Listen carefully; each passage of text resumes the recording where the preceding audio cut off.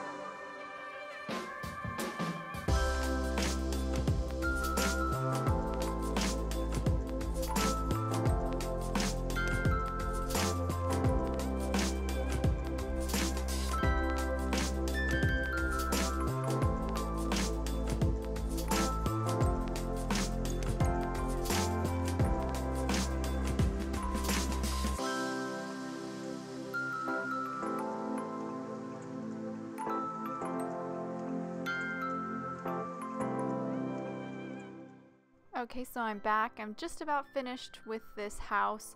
I'm not going to color the other images because they're the same color combos, just applied to different areas. So I'll save a little bit of time there and do that off camera. So that'll wrap up my Copic coloring. So after I finished coloring the rest of the images, I went ahead and die cut them out with the matching dies. and I've arranged them here on my panel, just trying to figure out where I want basically the figures to go, and that'll help me decide where I need to do the track. This track die is from Waffle Flower's Pull Tabs die set. It's a great set for creating your pull tabs. So the track die is actually a little bit longer than I need for my vampire to meet up with my witch. So I am going to place the end of it right there at that pencil mark and then use some purple tape to hold the die in place. I did place the tape on the back side of the paper so it doesn't make any impressions on my cardstock after I run it through my die cutting machine. Now I am doing a partial die cut here again, so I'm stopping just about 1/4 of an inch away from the edge of the paper. That way my track doesn't cut all the way through to the edge of my cardstock, and if I did that, if I cut all the way through to the edge, my vampire would not stop. He would come right out of the card. So these are some of the other dies from the Pull Tabs die set, and I'm die cutting these out of that scrap of black cardstock. One is the pull tab, that little rectangle is the bridge, and then there's a little half circle that is what I call the tab. So I have these components for later when I construct my pull tab. I'll just grab my die pick real quick and pop out that little bridge piece. So now I'm going to die cut the notch in this grassy layer here. I'm going to grab my track die again and pop it back into where I cut the track earlier, and then take a pencil and trace on either side of the die. This is going to help me make sure that the notch I cut for my tab is in perfect alignment with the track. And so I'm going to take my notch die and just place it in between those pencil lines and run it through my die cutting machine. I'll just grab an eraser here and remove those pencil lines, and I'm ready for the next step. So before I can construct my pull tab, I need to stamp my sentiment. That's because the bulkiness of the pull tab will make it difficult to get a nice even impression of the sentiment. So I'm constructing a two-part sentiment here using the Sweet Tooth stamp set and the Hocus Pocus stamp set. I'm going to stamp this first part of my sentiment here up on the blended background. That is from the Sweet Tooth stamp set. I've already arranged the second part of my sentiment in my MISTI. I'm going to stamp that on my grass layer, but I'm going to do some heat embossing, so I'll put down some anti-static powder first. Now this sentiment is constructed from both the two sets, the Hocus Pocus and the Sweet Tooth set, and it's supposed to say trick and treat, but I made a big mistake here and swapped trick and treat around, so I stamped it and it says treat and trick. I do later fix this by stamping it correctly and then gluing it on top, but that's just a reminder for myself that I need to make sure I read things twice, so I only have to stamp them once. So now that I have the sentiment stamped, I can now put together my pull tab. So I have the pull tab right here in my hand. The first thing I'm going to do is open up these two little flaps here that are on the end of the pull tab. I'm just going to pop them open, and then I will feed them through the slits here on the track. And I do want to point out that I am feeding these tabs through the back side of the grass layer.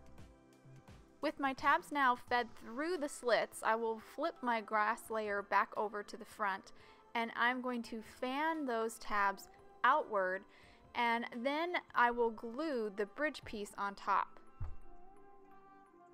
I'm going to use some liquid glue to glue the bridge down.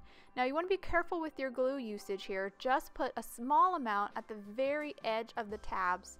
You don't want to get too much glue because you don't want it to squish out and get any on your track.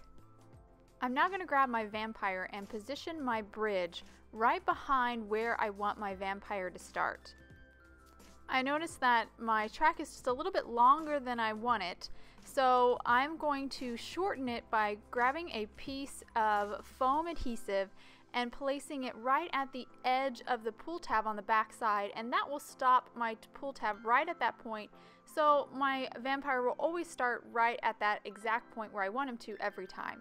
So now I've trimmed my pull tab as well. I placed it right at the edge. I pushed it all the way back and I trimmed off the excess, and then I glued down the little tab. Now I'm going to create some supports for the pull tab by cutting some strips of this remaining black cardstock. This is just going to prevent the pull tab from sliding around in the back. I'll place a little bit of glue on either end of this strip and then just place it directly over the pull tab. And I'll make one more and just place it right at the beginning of the pull tab. Now I'm going to grab some more of this ThermoWeb adhesive foam and just cut it into some strips.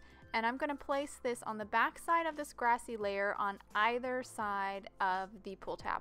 I'll then remove the backing and stick it down onto my blended background. I'll give it a quick check, and then I will glue down my vampire with a little bit more of that liquid glue, just placing it right on that bridge. With my vampire now in place, I'll start gluing down the rest of my images. For my witch, however, I'm going to use another little strip of that foam adhesive and pop her up as well, so she's kind of raised like the vampire is. And after the witch, I just have these two little pumpkins that I'm going to place on either side of the house, and then this moon that goes up in the sky.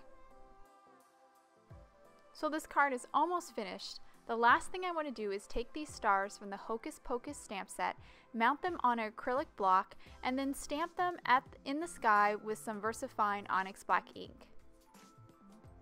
Now I will glue the panel onto an A2 black card base. Now I'll finish up this card by adding some glitter to the stars with some Ranger Stickles Crystal Glitter Glue. And that'll complete the card. I'll hold it to the camera so you can get a good look at all the details. I love these images from the Sweet Tooth stamp set. They are so fun and festive, and they work so well with the Hocus Pocus stamp set as well. I was able to create this really fun scene between these two sets, and the interactive pull tab just makes this a really fun card. I hope you guys enjoyed today's video and card. If you want any more information on the products I use, please visit Simon Says, and thank you so much for watching. I hope you have a wonderful Stamptember.